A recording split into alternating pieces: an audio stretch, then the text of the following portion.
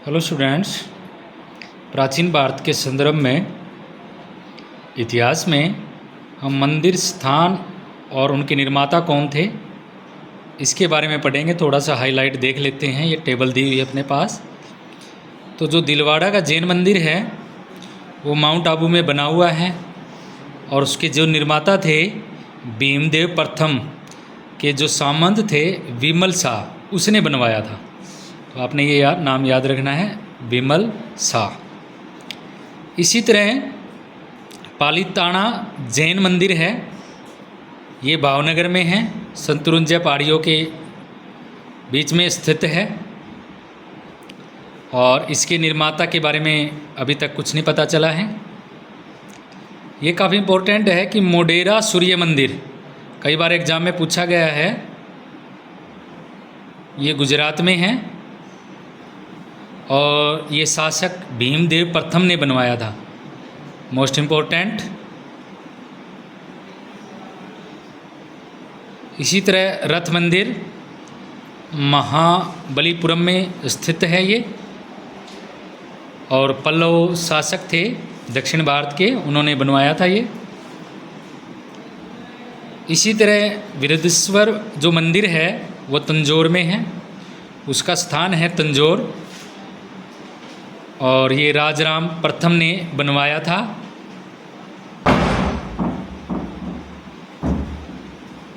विरूपाक्ष का मंदिर ये हम्पी में है, कर्नाटक में। ये तो कई बार एग्जाम में पूछा भी जाता है।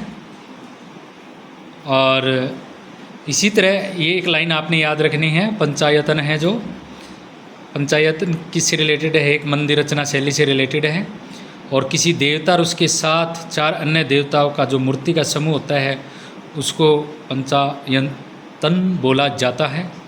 तो ये आपने याद रखना है बच्चों, काफ़ी इम्पोर्टेंट चीज़ें हैं ये। इसी तरह दक्षिण भारत के जो शासक है चोल, चालुक्य, पल्लव और संगम युग, इसके बारे में थोड़ा सा हम देख लेते हैं कि जो संगम युग की जो 3 मीटिंग हुई थी,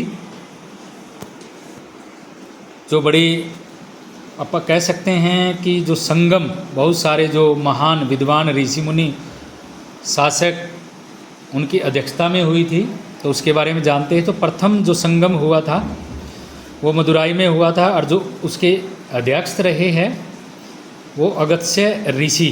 काफ़ी इम्पोर्टेंट पॉइंट है ये। इसी तरह जो सेकंड संगम रहा है, द्वितीय रहा है, वो कपाटपुरम में रहा है।